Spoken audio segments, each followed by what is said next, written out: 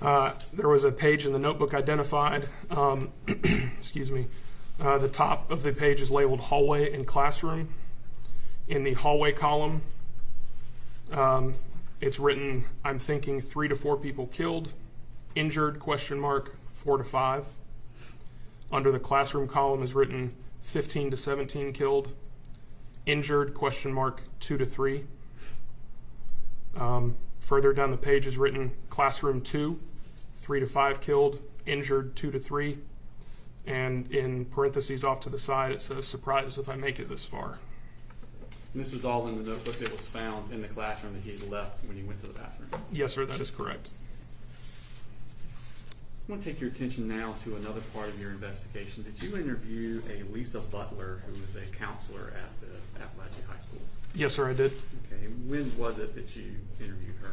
I interviewed her on September the 4th at approximately 4:30 p.m.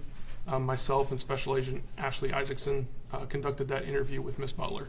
Okay. And what was her job duties and what was her role at the school? Miss Butler told us that she was a school counselor for Apalachee High School and that she was also Colt Gray's assigned school counselor.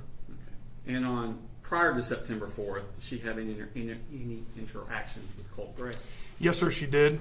She described having had 2 prior encounters with Colt Gray. The first one was during the week of August the 5th, and that was when Colt and Mr. Colin Gray came to Apalachee High School in order to enroll Colt in the school. Okay. And did anything happen on that day out of the ordinary? Nothing out of the ordinary, no, sir. Okay. And that was Colin Gray. Who was Colin Gray to Colt Gray? That was his father, sir. Okay. And did she have the second time she had an interaction with Colt Gray? Miss Butler described having a second interaction with Colt Gray, possibly August the 14th. She advised that Colt came to her office and expressed that he was suffering a severe anxiety attack.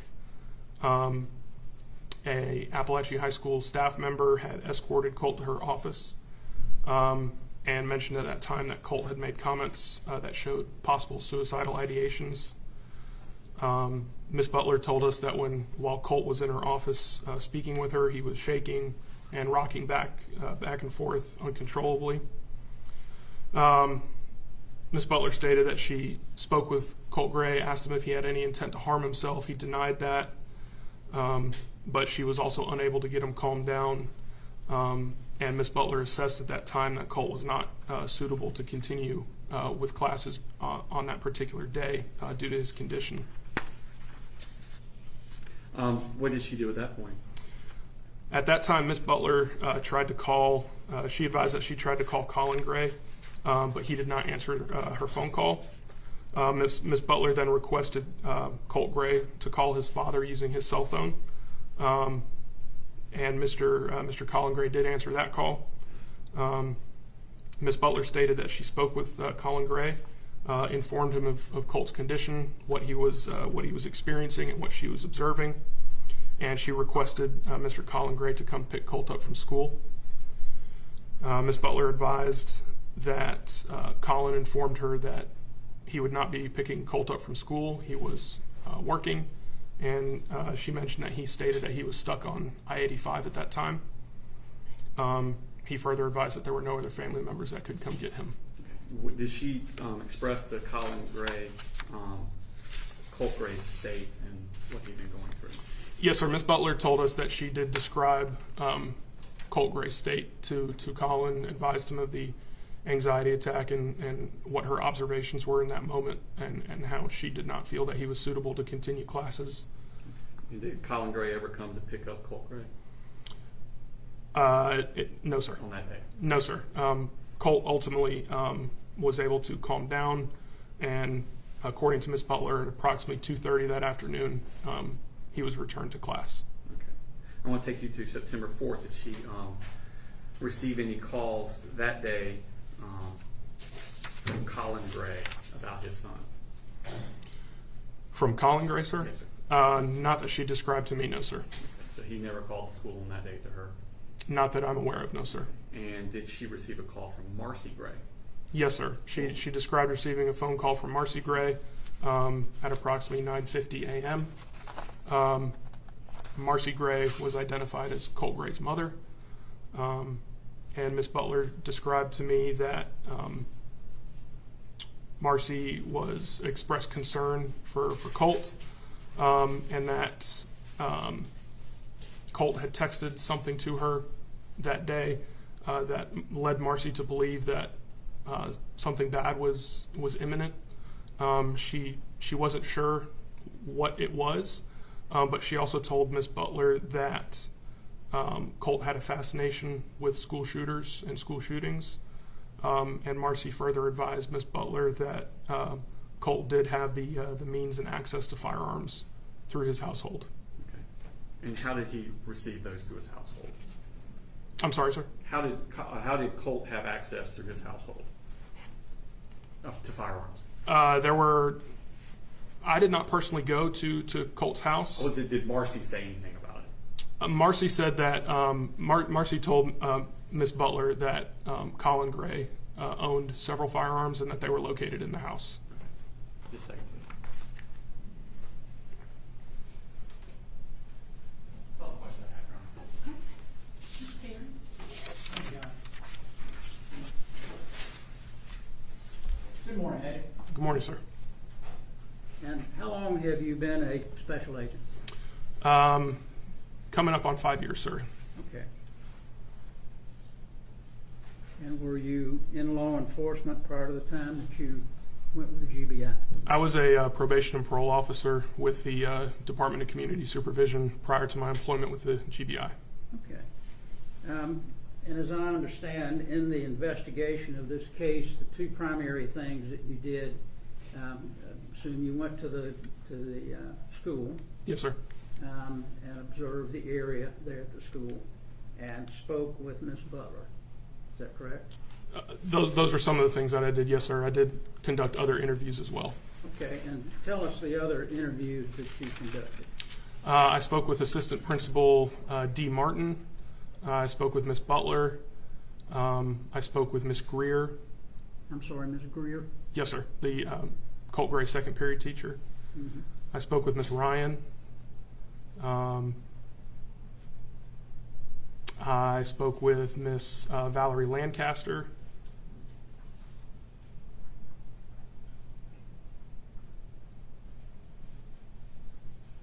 And I also spoke with Miss Suzanne Harris, who was Colt Gray's first period teacher.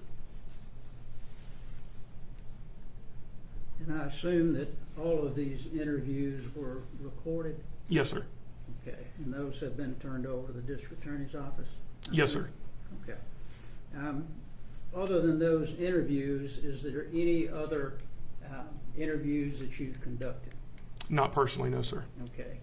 Is there any other thing that you have done in this case since you completed your last interview? Since I've completed my last interview, I conducted the video review, so the review of all the surveillance video that I obtained. I assisted in facilitating transport of certain items of evidence, including cell phones, in order to get those extracted. And I've participated in a number of other things. It wasn't just the interviews and the video review. There were several other things that I participated in. Okay. Are you the actual case agent in this case? Are you going to be classified as the case agent? Or? No, sir, I'm not the case agent. I assisted the case agent with this investigation. Okay. You indicated that you assisted in collecting cell phones. Is that right? Yes, sir. Okay, and whose cell phones did you collect? One of the cell phones was the property of Colt Gray. That cell phone was actually physically collected by GBI crime scene personnel. Mm-hmm. That phone was subsequently turned over to me, and I transported it to the Barrow County Sheriff's Office in order to have it extracted. Okay. Upon completion of the extraction, that cell phone was placed into evidence at the Athens Regional or GBI Athens Regional Office. Okay. And did you do anything from the standpoint of reviewing what was extracted from the telephone? No, sir. The Barrow County Sheriff's Office conducted the review of the extracted data. Okay, so you have not been made aware of what was on that phone? Not in complete detail, no, sir. All right. Only through conversation. And was that the only cell phone that you're aware of that was confiscated in this investigation? There were other phones that were confiscated. At the time that I transported Colt's cell phone to the sheriff's office, I also was provided with Colin Gray's cell phone, and the procedures for that were the same. I brought it to the sheriff's office in order to facilitate the extraction of that device. Upon completion, it was also placed into evidence at the GBI Athens Regional Office, and similarly, I have not reviewed full contents of that phone. And were you instrumental in obtaining a search warrant for the search of that phone? Another special agent obtained the search warrant for Colt Gray's cell phone, and Colin Gray's cell phone was obtained through consent. Through consent. Okay. Now, did you have an occasion to talk with Colin Gray at any time? No, sir, I have not spoken with Mr. Colin Gray. And you never went to his residence? That's correct. Do you know whether or not his truck was searched? I am not aware, sir. I just have a few questions. I'm not going to belabor it. But you had indicated that Colt was texting on the telephone somewhere between first period and second period. Is that correct? There were multiple occasions throughout that morning where he appeared to be texting, or at least engaged with his phone, starting from the time that he got onto the school bus, through various points during the first period class, and also at some points while he was in the second period classroom. And through your extraction, did you find out who he had been texting during that time period? I did not personally review the extractions in order to obtain that information. I was verbally informed who it was believed that he was texting. Okay, and who did you get that verbal indication from? Investigators with the sheriff's office. Okay, do you remember who that may have been? That would be Investigator Jason Smith. Okay. And reviewing the video, you told us you observed Colt with the backpack and with this cardboard wrapped around would have been wrapped around the barrel, I assume, of the weapon. Yes, sir. And when he left the first time, left the classroom, and he left the backpack, was the gun still there? Presumably, yes, sir. The backpack remained in the first period classroom, and the protruding poster board was still there. Mm-hmm. And it was the poster board and its contents were propped against the table that Colt Gray was seated at. Okay. So the backpack had been left in the classroom while he was gone. That's correct. And then he took the backpack the second time that he left. Yes, sir. That's when he went to the bathroom, I'm assuming. Yes, sir. All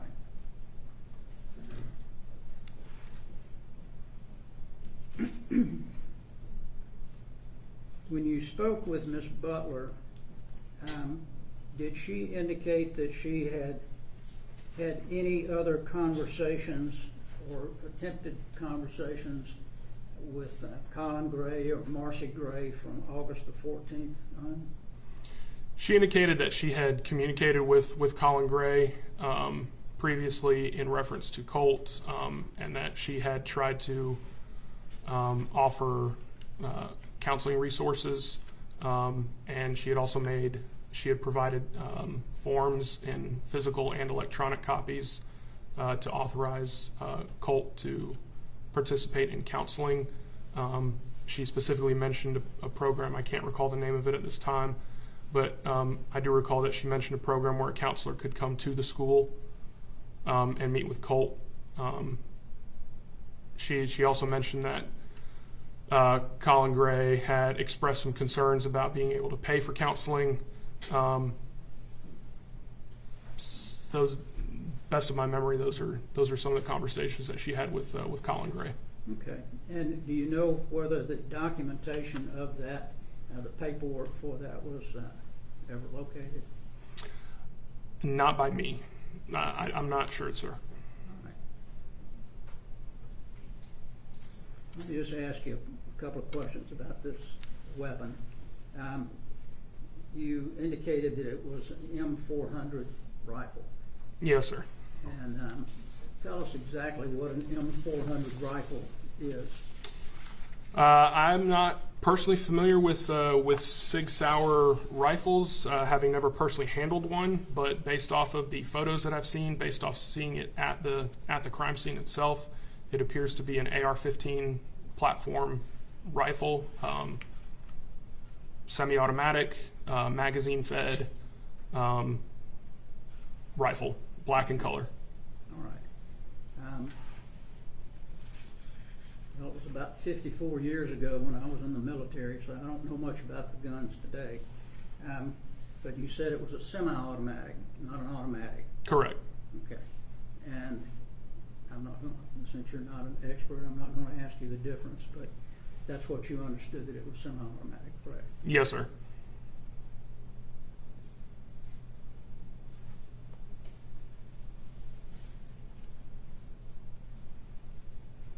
The black notebook, which we've had an opportunity to take a look at, do you know when those notations were made? When Colt was interviewed, did he make any indication or give any indication as to when that was written? Not that I'm aware of, sir.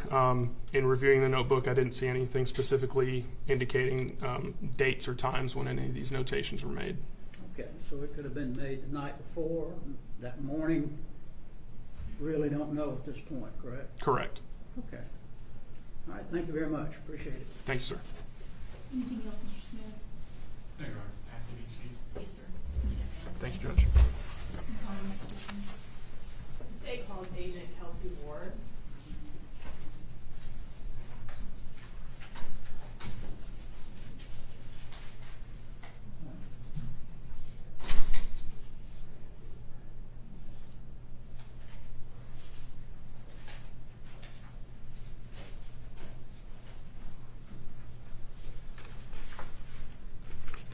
Just say her name one more time for me. Kelsey Ward, K-E-L-S-E-W-A-R-D. Thank you.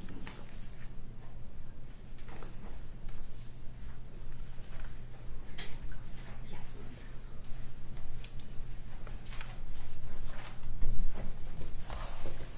All right, please raise your right hand. Do you swear to tell the truth, the whole truth, and nothing but the truth, so help you God? I swear. Can you introduce yourself to the court? Yes, I'm Special Agent Kelsey Ward. I am a GBI agent at the Regional 11 Field Office in Athens, Georgia. And does that office cover Barry County? It does. In your capacity as a special agent there, did you become involved in an investigation to the Apalachee High School shooting? I did. And how did you become involved in that? I received a text message from my supervisor as I was returning to the office that morning from another case I was working on. And when I pulled in the parking lot, I observed the other agents at that office donning their gear and leaving the parking lot, at which point I was informed that there had been a shooting and that we were all en route to the location at the high school. In or as part of your investigation, did you create a timeline of events leading up to the September 4th shooting? I did. And at this time, I'd like to go through that timeline with you. Can we start with May 21st of 2023? What happened on that day? On May 21st, 2023, the Jackson County Sheriff's Office made contact with Colt and Colin Gray at their residence in Jackson County in reference to an FBI tip that had come in to their office about some school-related shooting threats that had been made on the app Discord. Okay. And what was the discussion, I guess, with Colin about the nature of the tip and what the reason that the sheriff's office was there? When the deputies arrived at their residence, Colin came to the door alone. The deputies asked him to come outside to speak with them, which he did. They had a general conversation about the children that he had who was living at the home at the time. He stated that his oldest son Colt was living at the residence with him. They discussed if there were firearms in the residence, to which he said there were. They asked if those firearms were loaded. He said they were not loaded at the residence. They asked if Colt had access to those firearms. He said he did. Colin stated that Colt did have access to them. They discussed some previous bullying that Colt had experienced at schools he had attended in the past, and some other anxiety that Colt had experienced. Okay. And what happened at that point? At that point, they asked if they could specifically speak to Colt. Colin agreed and returned inside the residence to retrieve his son. Colt came outside, and the deputies asked him, "Did you say that?" And when he said, "Did you say that?" what were they referring to? Colt indicated that his dad had somewhat briefed him inside the residence about what the deputies were at their home to discuss. They didn't really provide Colt with any specific background about what they were there for. They just asked, "Did you say it?" To which he said he believed they might have misunderstood. They asked him if he had a Discord account. He paused, looked at the ground, and stated he did, but it had been deleted, and he had not had it when they had been at that current residence. And at that point, did they leave, or was there any other discussion?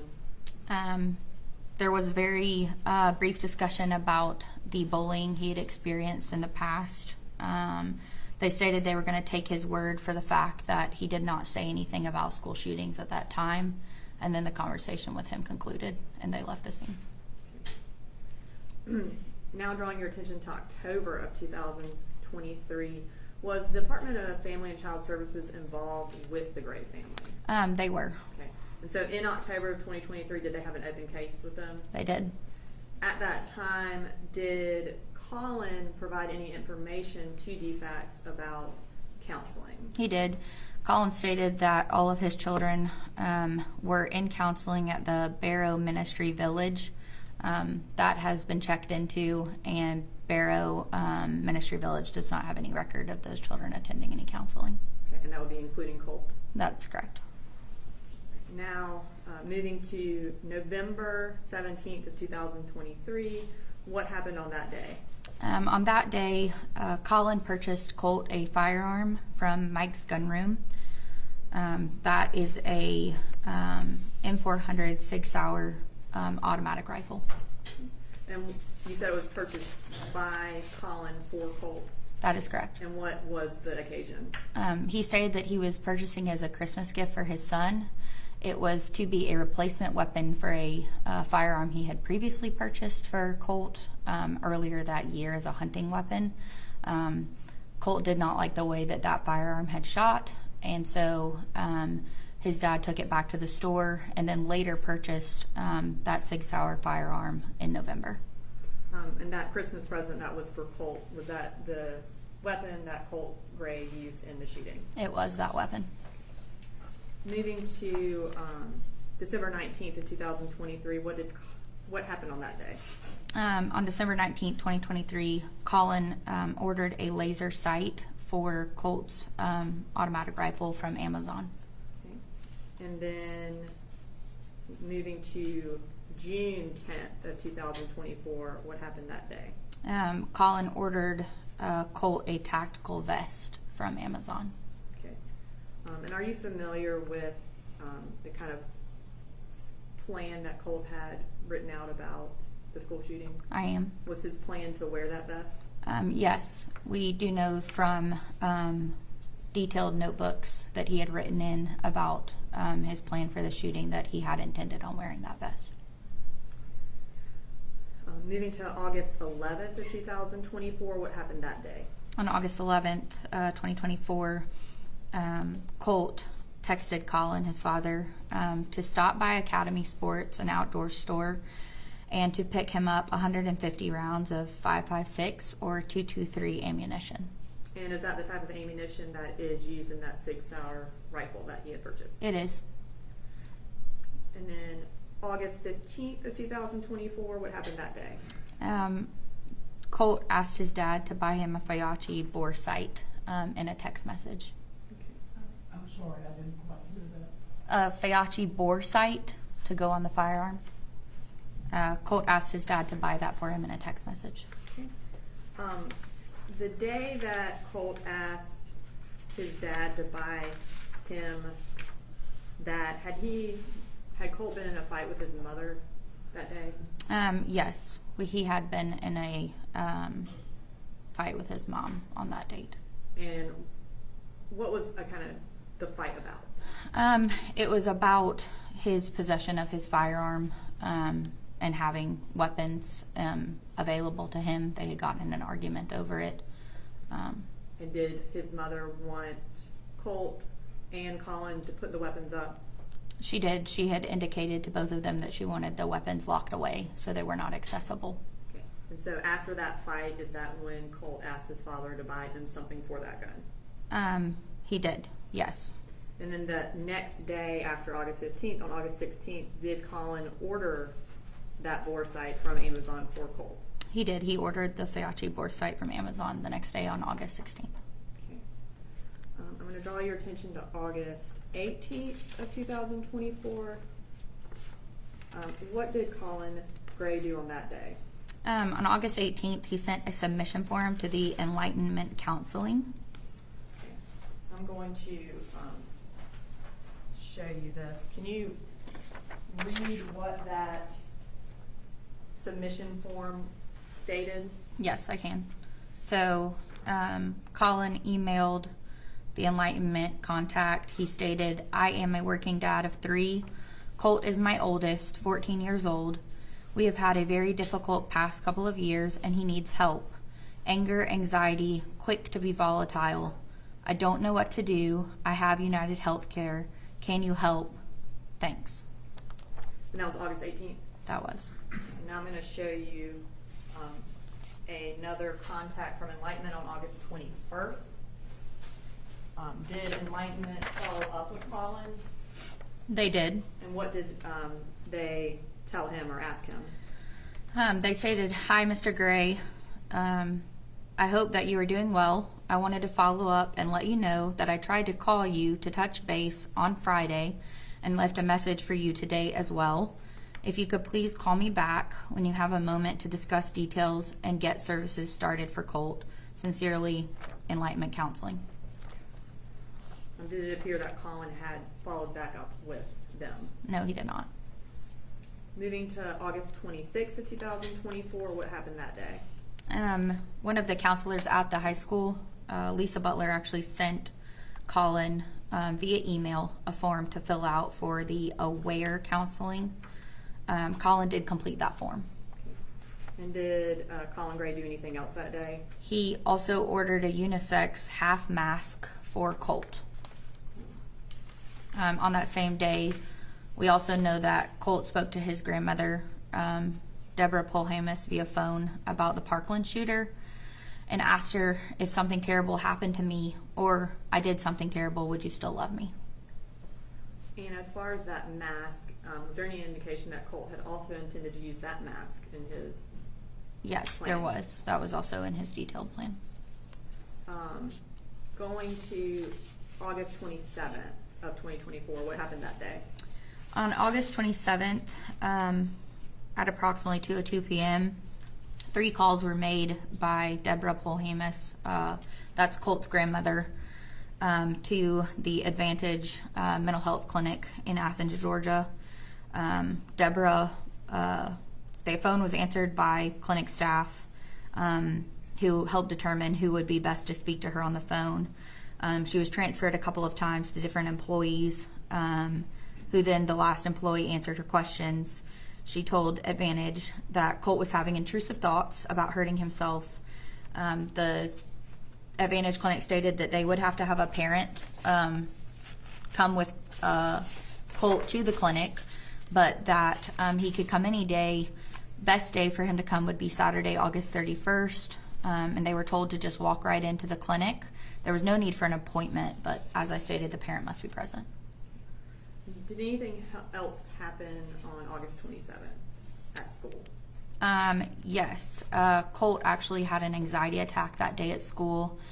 He was taken to the counselor's office where he remained for the rest of the school day.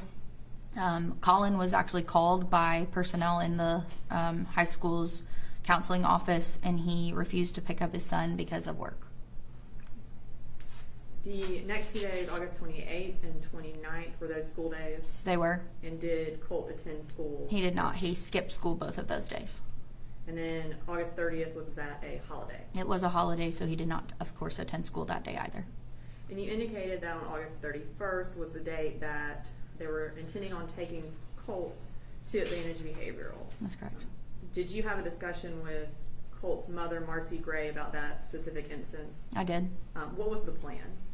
The plan was that due to the fact that she had a warrant out of Barrow County at the time, Colin was going to pick her up in his vehicle in Macon, Georgia, and they were going to go to Athens together to take Colt to Advantage. That was the plan that had been discussed for that Saturday. She informed me that the night before, so that would have been Friday the 30th, she spoke with Colin over the phone. They got into an argument over whether or not the firearms at Colin's residence had been secured, which she had been informed by another child had not been secured. Due to that argument, she stated that Colin did not pick her up in Macon the next day, and in return, Colt was not taken to Advantage.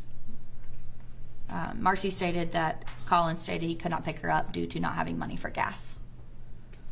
Now, moving to September 2nd, 2024, was that also a school holiday? That's correct. There was no school that day.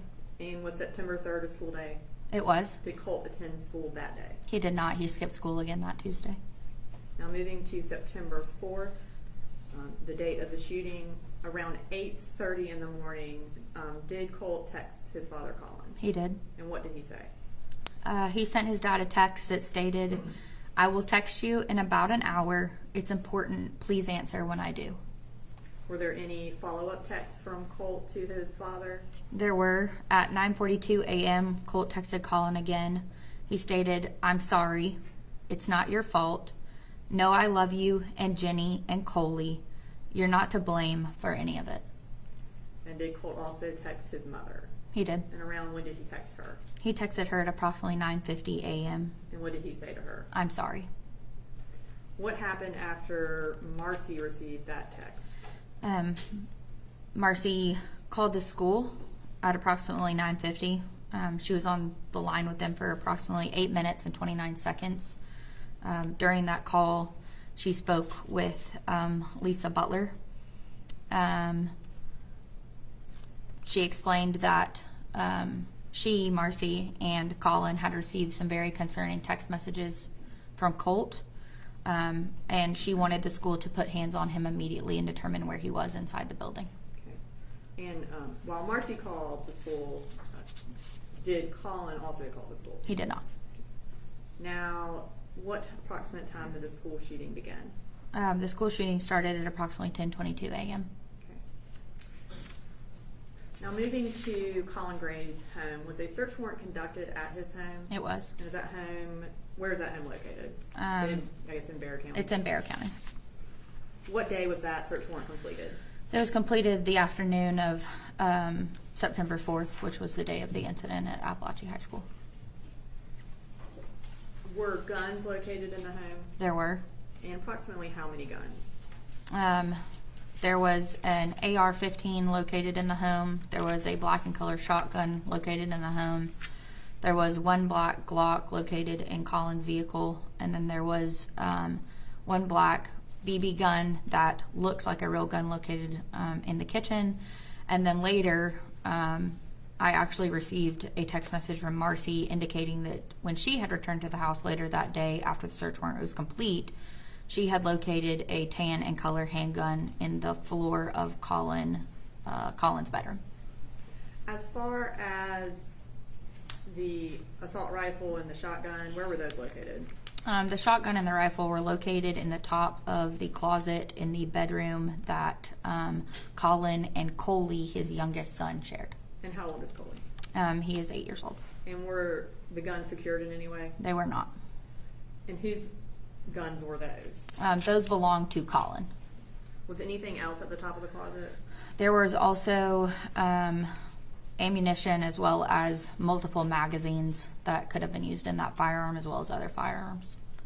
In addition to the ammunition that was found in Mr. Gray's closet, did y'all locate any other ammunition in the house? Yes, ammunition was located in multiple rooms inside the residence, including Colt's room, which was also the laundry room.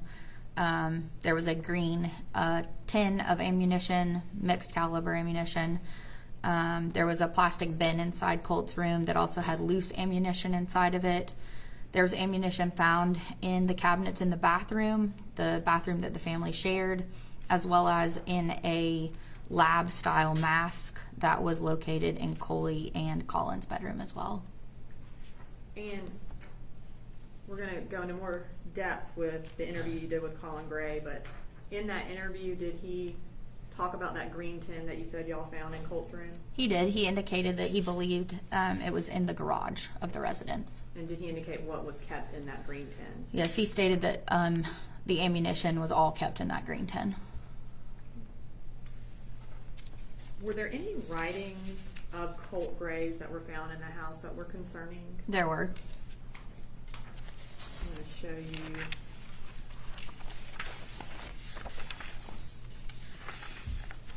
A couple of them.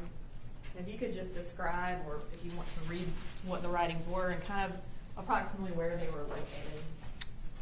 Yes. So these were found in Colt's bedroom. This is a crumpled up piece of notebook paper. It says, fuck this life of mine. It appears that he's kind of talking to himself while he's writing. He says, yeah, that was good. So yeah, I hate this life. Anyways, I'm just about to my breaking point. I am, and then he does a list, depressed, eager to die, horny, delirious, and then he spells something that doesn't spell a word. He also says, well, yeah, that's about it, nothing else here. We also found a letter that he had written that he left in the gaming room where he kept his computer. It says, just know it's not your fault. You tried your hardest, not only for me, but for Jenny and Coley. Forgive me. As for what I've done, it's out of my control. Know that I love y'all. See ya. We also located during the execution of the search warrant a notebook in Colt's bedroom. It had pretty detailed drawings of a stick figure that he had labeled you, so him. It then says, shoot the teacher first. There's another stick figure with a bullet going through their body. It says gut shot. There's then pictures of two stick figures, students. It then says the students next with an exclamation point next to their desks. It then shows what I believe he's indicating is a deceased stick figure lying on the ground.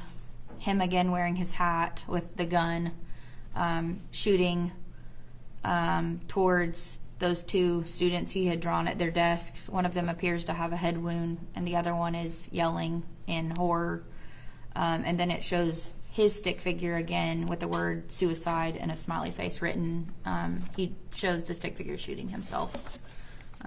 We also found another notebook in that same room. It was a drawing of a rifle with what appears to be ammunition coming out of it, and then the word kids written past the ammunition.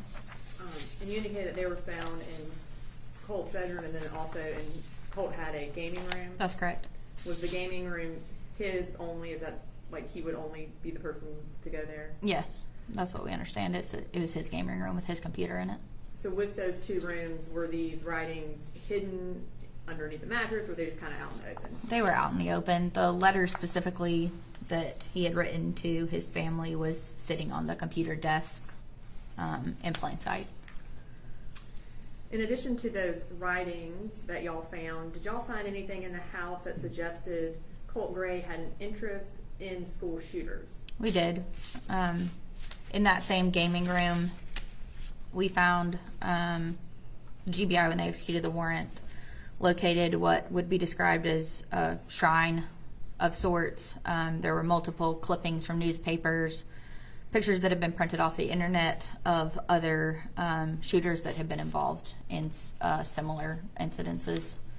And I'm going to show you kind of a picture of this shrine. Can you describe approximately how many pictures are in that shrine, where they were in the gaming room, and who they are of? There's approximately 15 pictures. They were mounted with thumbtacks to the wall directly behind his computer desk.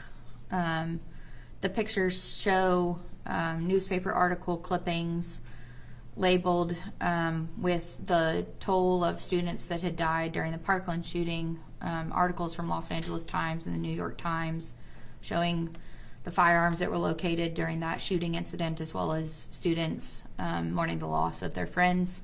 There's also pictures of Nicholas Cruz from his court appearances, as well as other pictures of Nicholas Cruz leading up to the incident, him holding a firearm, an attack vest, and other school photos that were in his yearbook. Kind of going to the interview that you conducted with Colin Gray. When did you conduct that interview?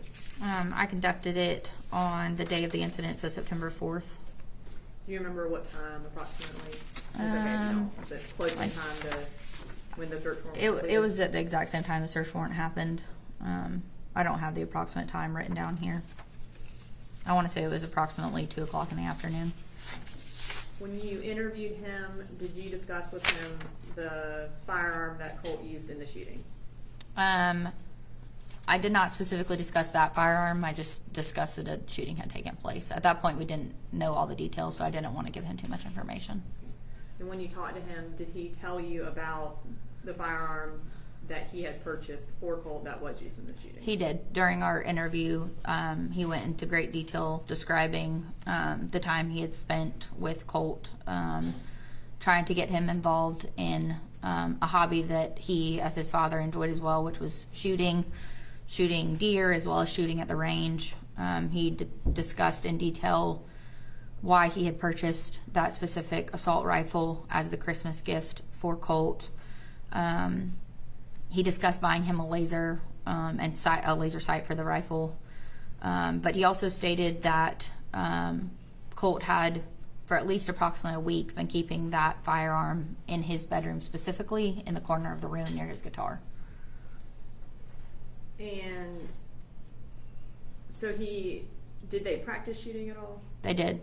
They had gone to the range multiple times. We verified that. And they also had spent time the week before actually sighting in the new attachments for the rifle in the backyard of the residence. In addition to discussing the firearm, did he mention that Colt used his computer routinely? He did. Did he describe Colt's friends?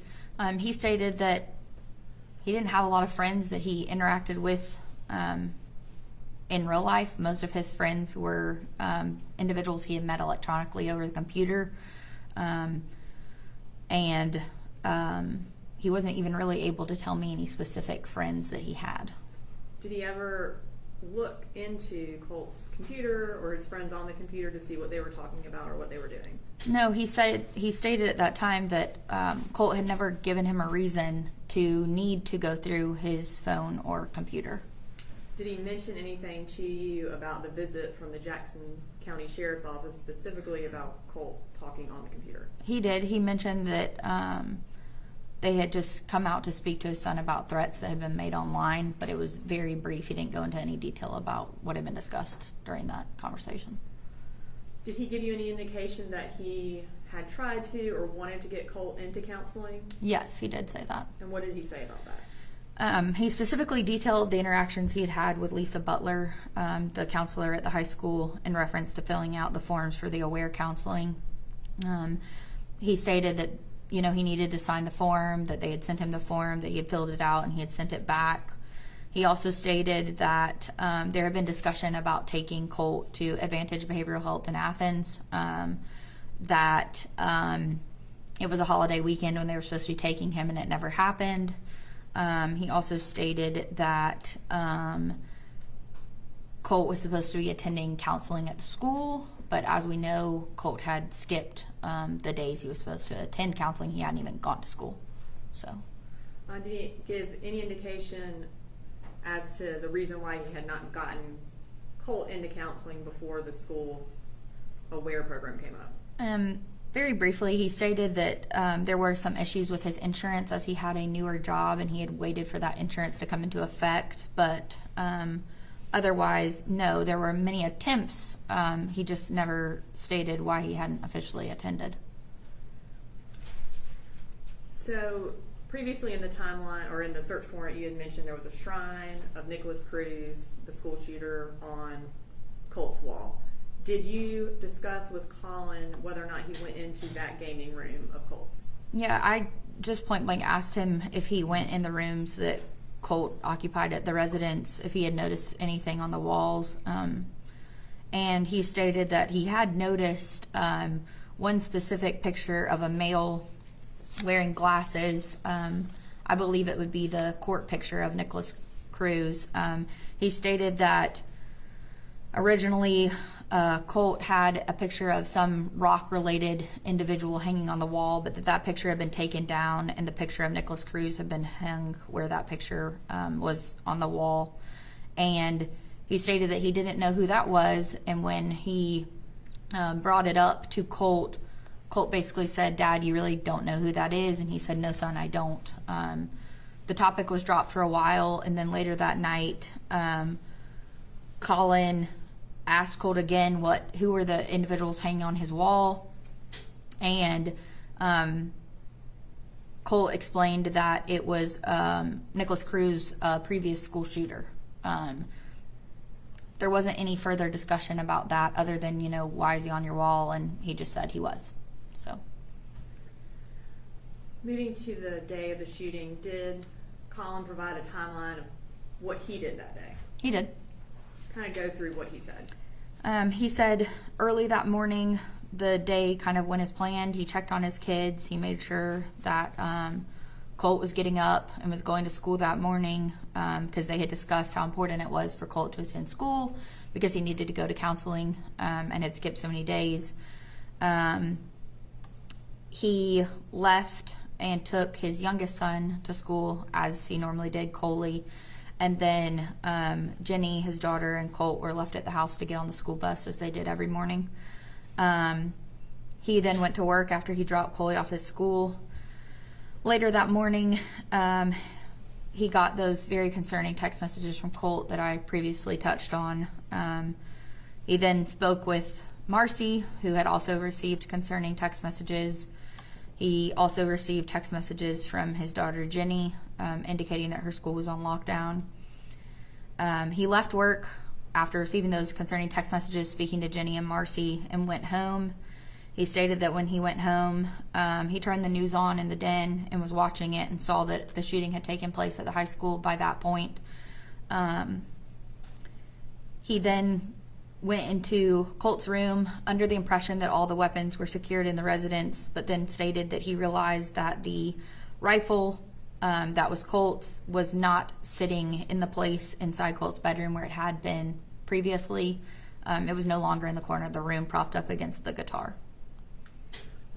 So did he admit to you that on the day of the shooting, Colt's gun was actually in Colt's bedroom? Yes, he believed that that morning it was in the bedroom where it had been the whole week before, and then when he got home from work, it was no longer in Colt's bedroom. Did you, I know, and I think we talked about this already, but you also interviewed Colt's mother, Marcy Gray. I did. Did she tell you anything about Colt's deteriorating mental state? She did. She said that over the past year, his fascination with guns had gotten very bad. That was her wording. Specifically over the last few months. She said that he had also had a couple of physical altercations with his dad that were concerning to her. She specifically discussed that Colt had talked to her about the Columbine and Sandy Hook shootings. When he had talked to her about that, he would reference the school shootings, but then say, just kidding, or he would make joking comments, as she described, about the school shootings. She also stated that Colt had asked his dad to buy him what he considered a shooter mask that was all black with just the eye holes cut out. And when she asked him why he needed that, he stated in a joking manner, "What? I've got to finish up my school shooter outfit. Just kidding." She also stated that Colt had increased panic attacks, specifically over the last month. Did she indicate whether or not she discussed this obsession with school shooting with Colin, the dad? She stated that she and Colin and her mother had discussed his fascination with school shooters, but had all kind of determined that it was in a joking manner, and or I interpreted them to mean not a serious thing. Did you have an opportunity to watch the body camera when Bexar County Sheriff's Office arrived at Mr. Gray's house the day of the shooting? I did. And was Mr. Gray present when law enforcement got there? He was. What did he say when law enforcement arrived? In a not very surprised manner, he said he had just received some text messages from his little girl who was at the middle school about being in lockdown, and he said, "God Almighty, please tell me that your brother didn't do something." He said that out loud to the deputies on scene, as well as the other law enforcement that were arriving as residents. They asked him, "Why do you think that he would have done something?" And he stated that they were trying to get him into counseling. He didn't fit in at his high school. He had let him do some online schooling, and that they had brought him back to normal school this year, and he had been going okay. He said that he had reached out to the school, and that they had stated they had counselors, that he had filled out some paperwork for that counseling for the school through a third party, for the counselors to get involved. And then he asked if he could use his phone. Did, in that body camera when he was talking to you, did he appear to express any remorse about what had happened? No, he did not. Now, did you ultimately take out warrants against Colin Gray? I did. And how many did you take out? I believe it was 13 total warrants. What charges did you take out warrants for? Felony murder in the second degree, I took out 2 of those. I took out 4 counts of felony involuntary manslaughter, and then 8 counts of felony cruelty to children in the second degree. The last 2 of those counts will be for mental anguish. So as far as the probable cause for the second degree murder, can you tell the court what that was? Yes. Colin Gray did cause the death of the victim, who was under the age of 18, by providing a firearm to Colt Gray, knowing that Colt was a threat to himself and others. And that was 2 counts, but there were 2 students who were killed. That's correct. So those are listed with those 2 separate students. And as far as the 4 involuntary manslaughter charges, what was the probable cause for that? That Colin Gray provided a firearm to Colt Gray with the knowledge that he was a threat to himself and others between those dates as well. And those are for all 4 of the deceased individuals. That's correct. As far as the 8 counts of cruelty to children in the second degree, what was your probable cause for that? That he caused the victims cruel and excessive physical or mental anguish, as with the last 2, by providing a firearm to Colt Gray with the knowledge that he was a threat to himself and others on the date of the incident. And were those the, 8 children that went to the hospital? Yes. And you indicated that 2 of them will be mental pain. Is that because they were not injured, they were at the hospital for anxiety attacks? That's correct. And it was 14 total, Okay. not 13. I think I said 13 previously. And as far as cruelty to children in second degree, is that based on criminal negligence as opposed to malicious intent? That's correct. And the involuntary manslaughter, is that based on reckless conduct, which is also a criminal negligence standard? That's correct. And then do you see Colin Gray in the courtroom? I do. And can you identify him by a piece of clothing he's wearing? He's wearing the orange and white jumpsuit sitting here to my left.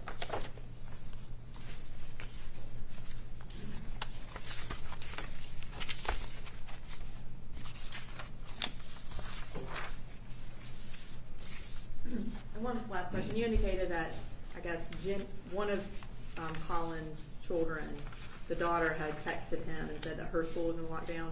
Did she go to a different school or did she go to Apalachee? She went to a different school. She went to Heyman Morris Middle School. I don't have any further questions. Could I ask one question of you, Agent Ward?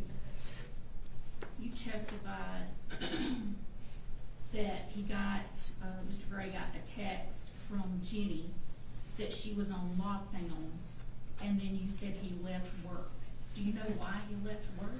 He stated during his interview that he was concerned because of those text messages from Jenny, as well as the text messages he had already received from Colt, stating that he was sorry and that it wasn't their fault.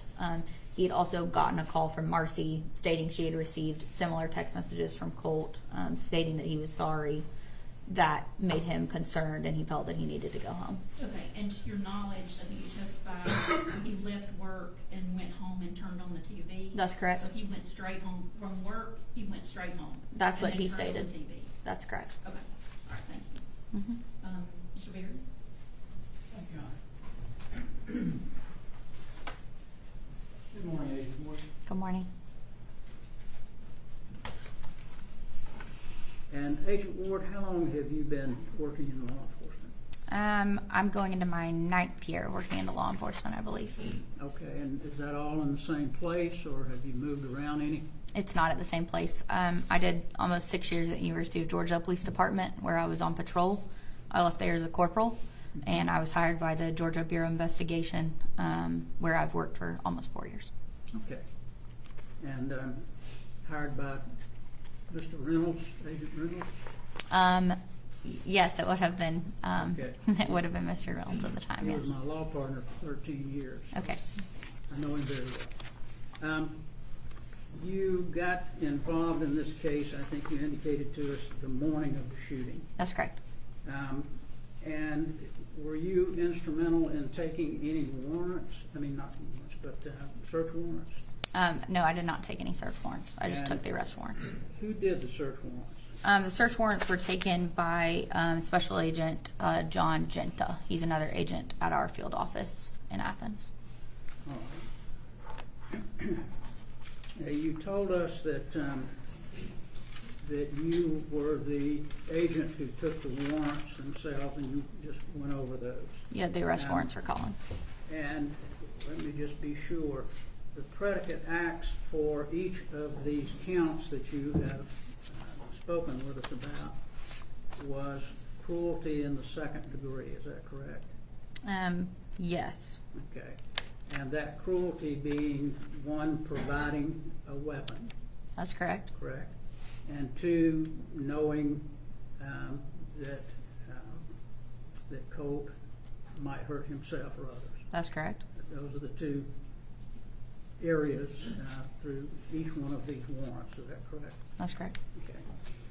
Now, you talked to us initially about when the Jefferson County Sheriff's Office went to the home of Mr. Gray. Yes. And I want to talk just a minute about that. As I understand, the FBI had some sort of a tip, and they notified then the Jefferson County Sheriff's Department, is that correct? The Jackson County Sheriff's Office, but yes. Jackson County, right. And then in response to that, the Sheriff's Department, I think 2 people went out to talk with Mr. Gray. That's Is that correct. correct? Now, was Mr. Gray ever shown any sort of evidence as to what this notification that they had, the FBI had? Not based on the body cam footage that I reviewed. Okay. And as a matter of fact, was it Officer Miller that was involved in asking most of the questions there that day? Investigator Dan Miller and Deputy Justin Elliott, but yes. Okay. And as a matter of fact, Detective Miller talked to Colin and also talked to Colt. He did? And Colin was agreeable for them to look at the house, to talk with his son. Didn't have any problem, cooperated fully. Yeah, I mean, he never told them that they could go in the house. They talked outside on the front patio, but he was agreeable. Okay. And Detective Miller indicated when they left, as I understand, that he believed that Colt was not the one that was making any threats and didn't see a problem. Is that He correct? stated that he would take Colt's words as they were. Okay. And Agent or Detective Miller never followed up with Colin Gray. Is that correct? Never called him back. No, I believe there was a phone call either the next day or the day after between the investigator and Colin. That was over the phone, though. Okay. But after that, there was no communication. Not that I'm aware. Okay. So at that interview, there was not an FBI agent there. No, there was not. And the way that it was left is everything's okay. I don't see a problem. They knew that there were guns in the home, Correct. and they never told Mr. Gray, you got to lock those guns up or you got to get rid of those guns. Is that correct? Not on the body cam that I reviewed. Okay. Nor in the telephone call, as you understand. Is that right? Not that I'm aware. Okay. Did any counselors or psychologists, psychiatrists, anybody who dealt with Colt Gray ever tell Colin Gray, don't have guns around the house? I can't speak to that because I don't know every single conversation that he had, but in the things that I have personally reviewed, no. Okay. Now, you talked a good bit about what Marcy said. That's correct. You interviewed Marcy, I did. and I assume you interviewed her mother. I did. And was this recorded? It was. The mother as well as Marcy. That's correct. And you were aware that Marcy had made threats to kill Colin and also kill Colt. That was made aware to me by Deborah's interview, her mother. Okay. I did not have any inclination of that prior to the interviews. And do you know approximately when that is that she made these threats to kill both of them? It was approximately 6 months to a year prior. I don't have the specific date in front of me. Okay. And did you get any information that that bothered Colt a lot, that his mother threatened to kill him? According to Deborah Polhamus, it did bother him mentally that his mother would have made those threats. Okay. Do you have any knowledge about the fact that Marcy Gray moved back into the house at some point prior to this shooting? Are you talking about the house in Barrow County? Mm-hmm. I know that she had frequented that house. I would not say she specifically moved back in. She had been there quite a few times that I'm aware of. Do you know whether she may have stayed there for approximately a week before she was asked to leave? I can't speak on how many days Okay. specifically, no. Did you have an opportunity to interview Colt? I did not interview Colt, no. Okay. Did anybody interview Colt? Yes, he was interviewed. Okay. And I'm sure that interview was recorded. I can't speak to that because I wasn't there, but Right. yes, I'm quite positive it was. Okay. And can you tell me who else you interviewed in relation to this case? I've interviewed multiple people in relation to this case, so that would be a long Just list. if you remember, I know maybe might not have remembered Specifically, it everybody. was family members of the Gray. So I interviewed Colin, I interviewed Marcy, I interviewed Deborah Polhamus, the grandmother. I interviewed Colt's aunt, Annie Brown, and then I've also done some other interviews. Okay. Did you get the information from Mike's gun room about the date that this gun was purchased? Yes, I did. And that was November the 17th of 2023. It was. I think you indicated that it was an automatic rifle. Do you know whether it was an automatic or semi-automatic? It was an AR-15 style weapon. I can check. Wait 1 second. I just know it was a 6 Sauer. I'm not going to speak to whether it was semi or auto, but I don't have that in front of me. You mentioned that it was an automatic. I didn't know whether you had the paperwork there showing. And it was an AR-15, so an automatic rifle 15. I mean, that's what it's called.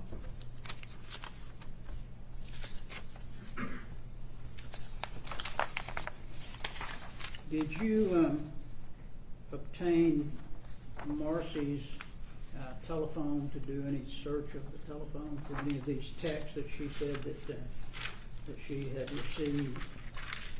I did not specifically download her phone, so I did not specifically do that. I know it was downloaded by law enforcement. It was downloaded? From what I understand, yes. Okay, and who would have done that, if you know? One of our law enforcement partners. Okay. And that information would also be turned over to the district attorney's office? Yes, it will be turned over to the district attorney's office.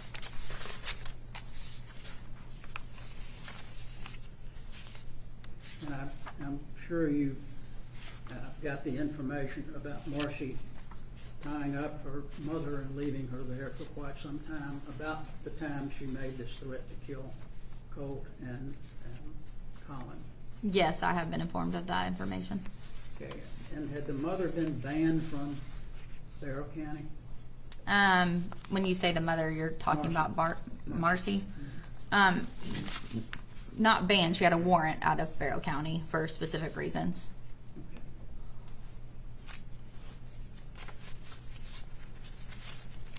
Okay.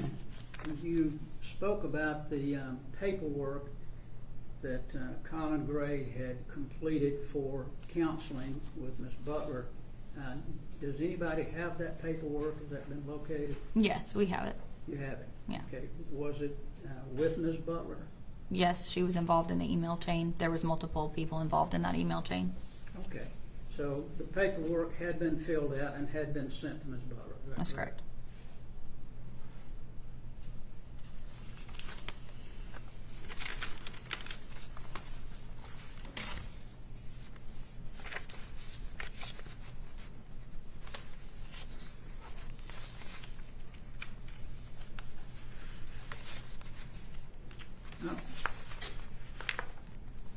Do you know whether Colt had gone to school for the 8th grade?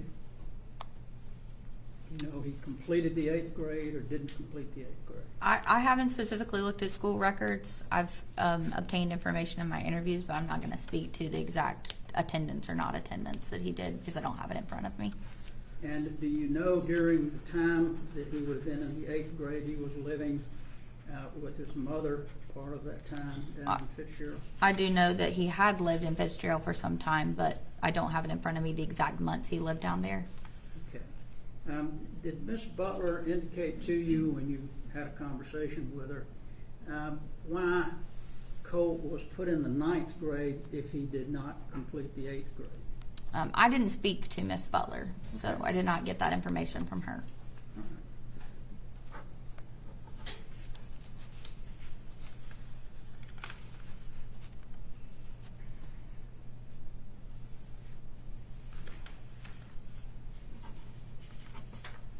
If I could just have 1 second, Judge.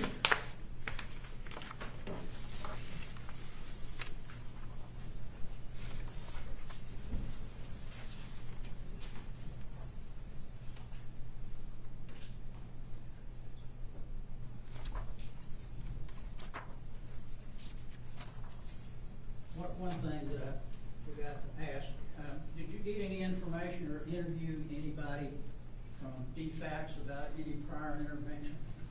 I have spoken to DFACS supervisors. I have not conducted an interview with any of the actual DFACS caseworkers that would have been assigned to the Gray family. I assume at this time this is still an ongoing investigation. It is an ongoing investigation. That is correct. Thank you very much. You're welcome. Can you redirect? None of the data. You can step in. Thank you. Are you gonna call more witnesses? One more, I'm gonna do just a brief recess. So we'll come back at 10:20.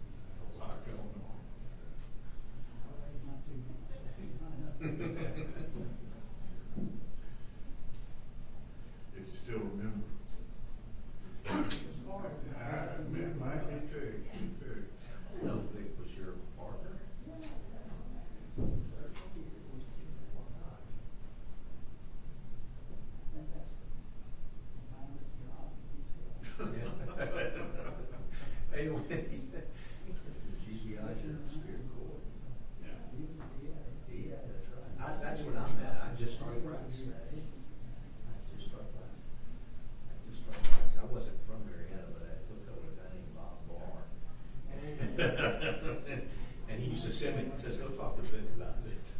Yeah, I'm gonna walk in there, fresh out of law school, I'm gonna go walk in.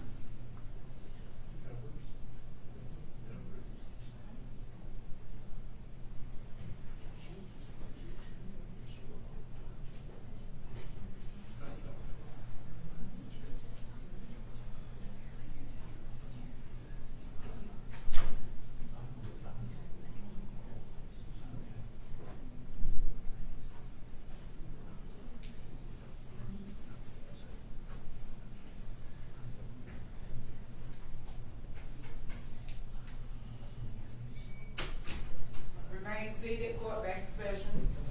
Thank you. Don't be seated.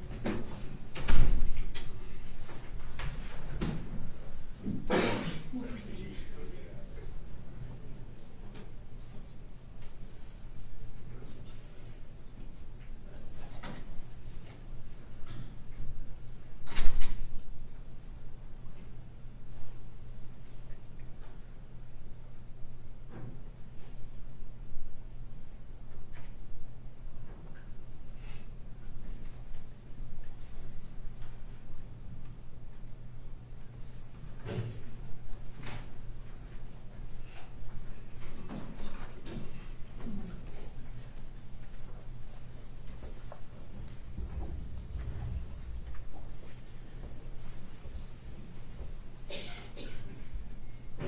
Your Honor, you ready for us?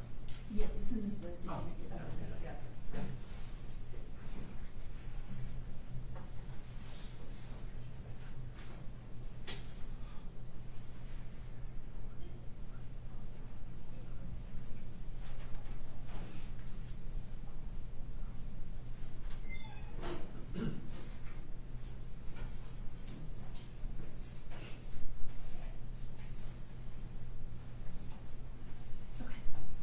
Mr. Smith.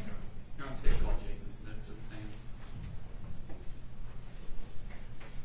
Could you raise your right hand, please? Swear the testimony given, the matter now pending before this court with the truth, the whole truth, and nothing but the truth, so help you God. Yes, sir, I do. Okay, if you could have a seat.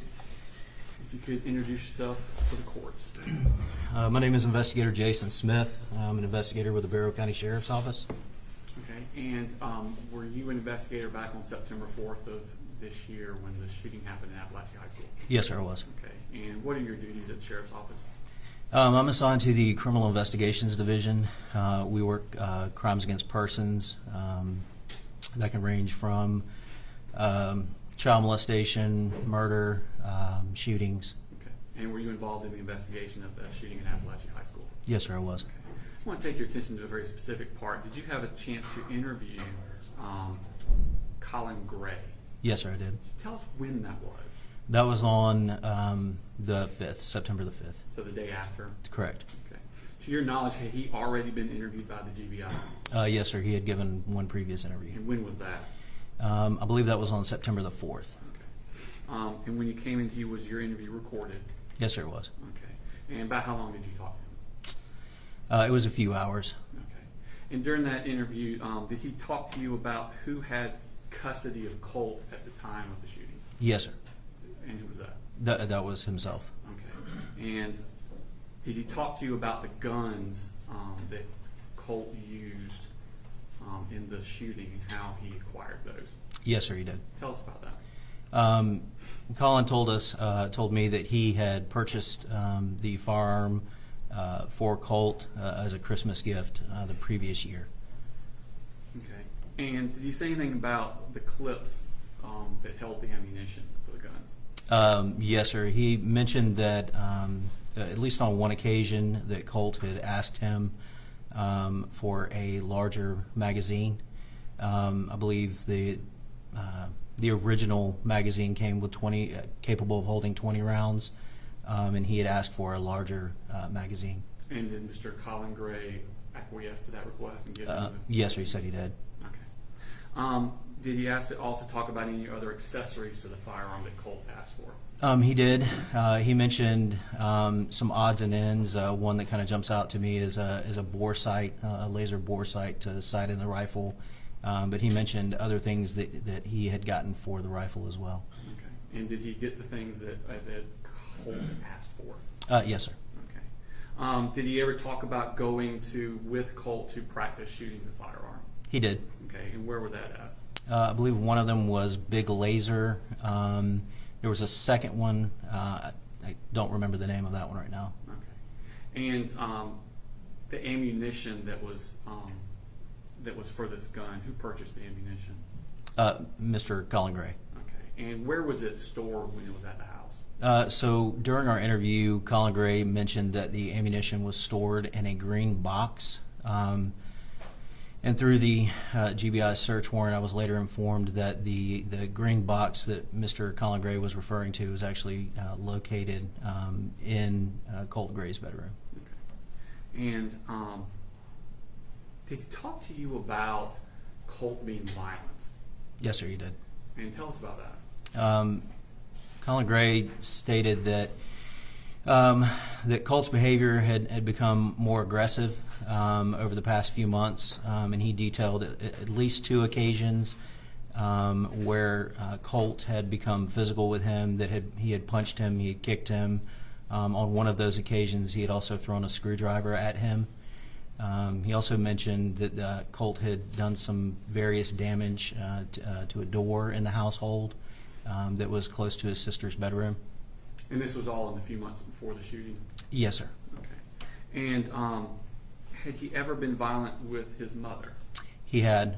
There was an incident, I believe, a week or 2 prior to this that Mr. Colin Gray shared with me that Colt had got into some type of altercation, verbal altercation one night with his mother, who was in front of his bedroom, and he had ultimately shoved his mother into a wall or doorway directly across from Colt's bedroom. Okay.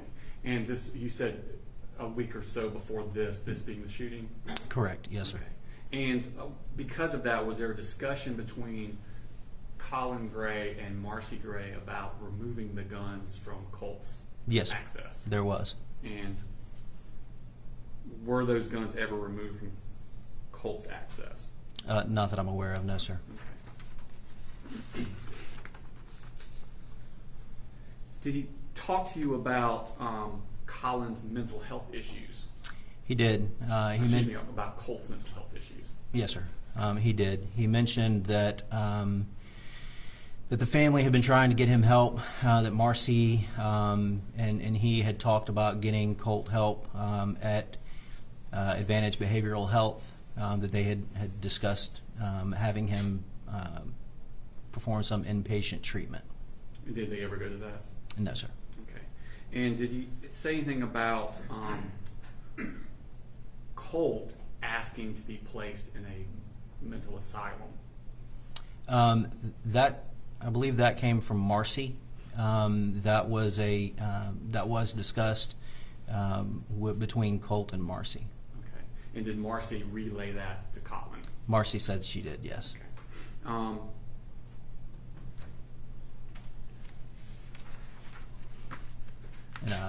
Did you ever talk about Colt harming himself? We did. After I showed Mr. Colin Gray a photograph of some injuries that I observed to Colt's left arm, Mr. Gray admitted he had knowledge of those injuries and stated about a year ago, give or take, some few months ago, that Colt had used his knife or a knife that was in Colt's possession to cut himself. Okay. And you saw wounds on Colt at the time of the shooting? I did, yes, sir. Consistent with cutting himself? Yes, sir. Just a second, please.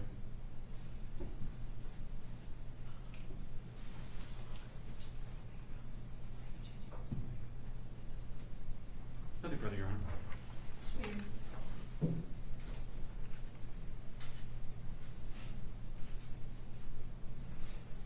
Good morning, Investigator Smith. Morning, sir. Just have a few questions for you. I was a little unclear.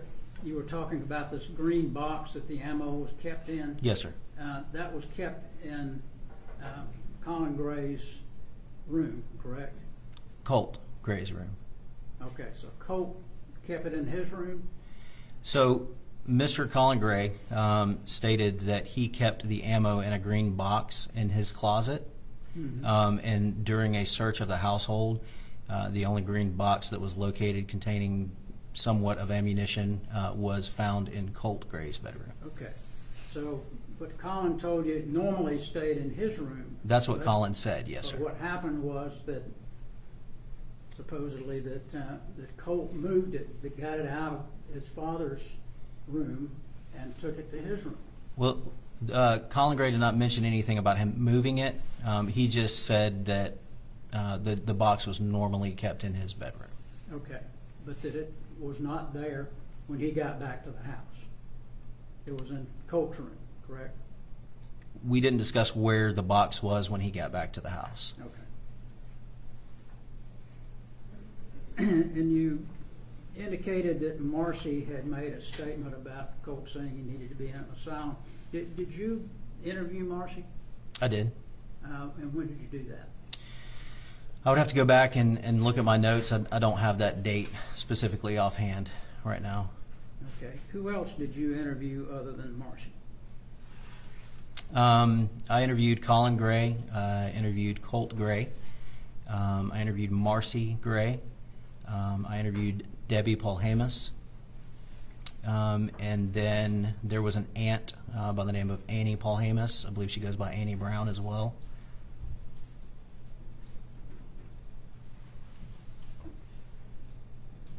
Okay. Did you take Marcy's telephone and have it inspected?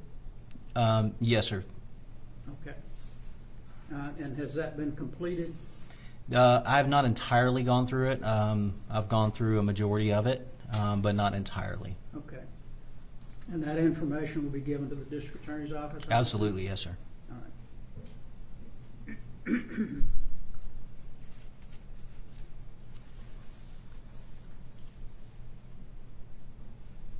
And were you involved in the taking of any search warrants in this case? I did not author any search warrants, no, sir.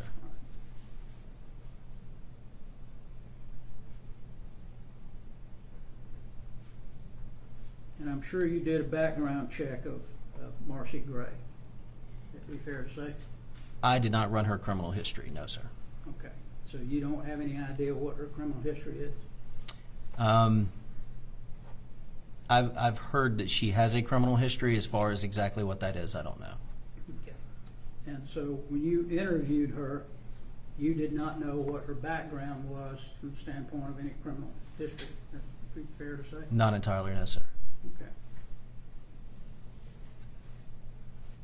And did you ask her mother, Debbie, anything about her criminal background, about her daughter's criminal background? We did discuss an incident that occurred in Fitzgerald, Georgia. Right? And that's when she was tied up? Yes, sir. And you were also aware, I assume when you talked to Marcy, that she had made a threat to kill Colt and Colin? Yes, sir. I had heard that. Okay. And did you ask her about that when you interviewed her? We did talk about the incident, yes, sir. Okay. And that will be reflected on the video? Yes, sir. Great. Thank you. Mr. Smith? Nothing further, Your Honor. Okay, please get this. Thank you, ma'am. Any other witnesses from the No, Your Honor. prosecution? No, Your Honor. Any witnesses from the defense? We have no witnesses, Judge, and we'll submit. Okay, any argument? Just basically, Your We're Honor. going to submit it, Judge. No reason to argue. Mr. Smith, did you have anything? I was just going to explain the charges, Your Honor. Yes, sir. The 4 involuntary manslaughters in the commission of an unlawful act that caused the death of another human being. 4 of these things have been stated in the warrants, Your Honor. And the unlawful act that we're alleging is the reckless conduct that a person who causes bodily harm to or endangers the bodily safety of another person by consciously disregarding the substantial and unjustifiable risk his or her act or omission will cause harm or endanger the safety of other persons. And the disregard constitutes a gross deviation from the standard of care which a reasonable person would exercise in the situation. That would be the reckless conduct, Your Honor, that precipitates the involuntary manslaughter. The murder in the second degree is based on cruelty to children, Your Honor. A person commits murder in the second degree when the commission of cruelty to children in the second degree causes the death of another human being. Those would be the 2 children that were listed in the warrants, Your Honor. And the person commits the offense of cruelty to children in the second degree when such persons with criminal negligence causes a child under the age of 18 cruel excessive physical or mental pain. Criminal negligence is defined as an act or failure to act which demonstrates a willful, wanton, or reckless disregard for the safety of others who might reasonably be expected to be injured thereby. In this case, Your Honor, he had primary custody of Colt. He had knowledge of Colt's observations with obsessions with school shooters. He had knowledge of Colt's deteriorating mental state, and he provided the firearms and the ammunition that Colt used in this attack, Your Honor. So we ask the case to be found over. Thank you. All right, first of all, I just want to thank everyone that's here today. I appreciate your your grace and the way you have handled yourself in this courtroom today, all the parties involved. So thank you very much for everything that you've done today. Based on what I have heard, the court does find that the state has met the probable cause standard on all the warrants as written, and they'll be transferred to Superior Court of Bexar County for trial. Thank you. We'll have a copy of this for each party, and